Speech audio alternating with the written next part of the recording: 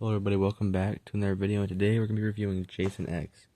So, this is the last film of the Friday the 13th franchise before the crossover Freddy vs. Jason, and this is a pretty big moment, because after this, the continuity kind of ends, because in the original timeline, this is the farthest date, because this film takes place in the future.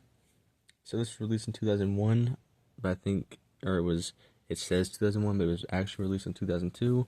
But I think it was to keep interest in Jason before Freddy vs. Jason came out. And this one, you might think I hate, but I actually enjoy Jason X. It's goofy, it's dumb, but it's fun. It is a fun film. Unlike Jason Goes to Hell, I actually have fun with this one. I have more fun with this one than I do Part 8. Definitely. I have a lot of fun with. Even Uber Jason's cool. So let's talk about. This is Kane Hodder's swan song. I hope that they make a new one. He's still up to do it. He deserves a proper finale of the character playing him. But this was Kane's fourth film playing Jason of the franchise. 4 consecutive films. That's why it's sad that he got replaced in Freddy vs. Jason. And I read an interview or something. I watched one where he says the reason was they were shooting in Vancouver. So, and Ken Kirsinger lived in Vancouver, so it was a lot easier to hire him as Jason compared to getting Kane. Which is just sad, because Kane Hodder, to a lot of people, is Jason. And I feel like that would have been such a better. Even though I really enjoy Freddy vs. Jason, I really do. I think it's a great film. A very fun horror film, but I think it would have been this much better if they would have had Kane as Jason. Would have made it such a better film. Would have elevated it. But so this one, the whole plot goes, they've captured Jason in the year 2008 or 2010, and he escapes, and he ends up stabbing this girl, and they both get locked in this cryogenic chamber, and they freeze for till the year 2455 or something like that.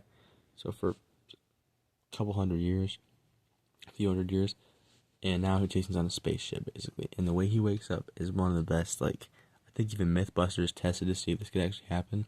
So Jason, this girl was, working on him, trying to investigate his body and stuff. I don't know if she was a coroner or something.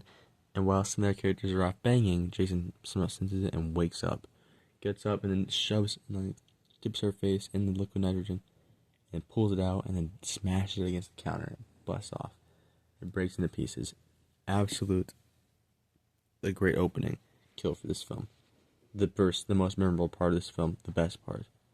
So, Jason's design, I wasn't really keen on, but when it becomes Uber Jason, it's really cool.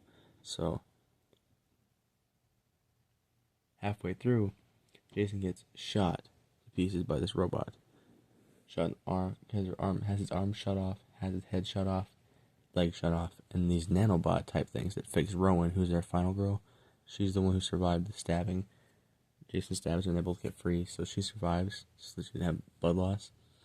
And it fixes her up, her stomach wound, and the nanobots, when Jason's all blown up, they start making his skin, they replace it. Then we get Uber Jason, who's pretty cool.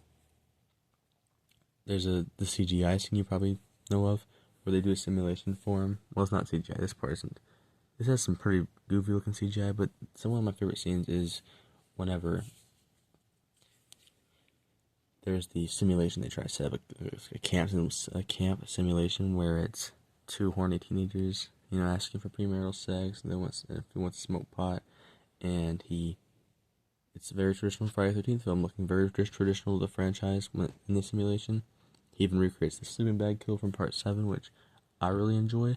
And this movie is it's goofy. It feels like a sci-fi film, but it's so fun to watch and not care about. It's such a fun film. I get enjoyment out of it. I mean, a lot of space movies are fun. Like Leprechaun 4 in space is fun. It's goofy, but it's fun. I've heard Hellraiser in space wasn't as fun, and Pinhead, Hellraiser, I think, what was it called? Hellraiser something. Most Hellraiser films aren't good after the 3rd or 4th one. The first 2 are really the only great ones, though. And then, yeah, it's kind of cool to see Roman numerals back in the franchise after it missing from Part 9. But yeah, this is definitely my favorite out of the New Line films. Besides Freddy vs. Jason, this is the best one they released. Honestly, it's schlocky. It's kind of like I said, it's extremely goofy, but it's something you can find joy out of. I enjoy this film because it's something that I can turn my mind off to. It's fun. It's just how many ways can I describe how good this one is? Just for that reason. Would I put it up there next to Jason Lives or Part 4, um, Part 7? No. Part 2? No. I wouldn't put it up near those. But to me, I enjoy this one. Is it bad to say I go back to this one more and do the original? I love the original, but this is just a Jason movie that's just him killing people on a plane, on an air, like a spaceship. And he dies in this film by getting pushed into the atmosphere. Like the captain on the spacecraft. It's like Marine captain. He puts on the suit and then pushes Jason out into the air and then drags him, like pushes him down closer to the Earth's atmosphere, and he melts. And then the last thing of Jason, his mask goes in. So if you think about it, this is the end of the original Jason in the first films. And so long, Jason. Since Freddy vs. Jason takes place before this film, and the remake has new continuity, so this is the end of our original Jason. So, thanks, buddy. You were a great character. But we'll see his fight with Freddy Krueger next episode. But until then, I love you guys. Take care. Stay blessed. I'm sorry for the big wait for this one, but I'll try out Freddy vs. Jason out soon.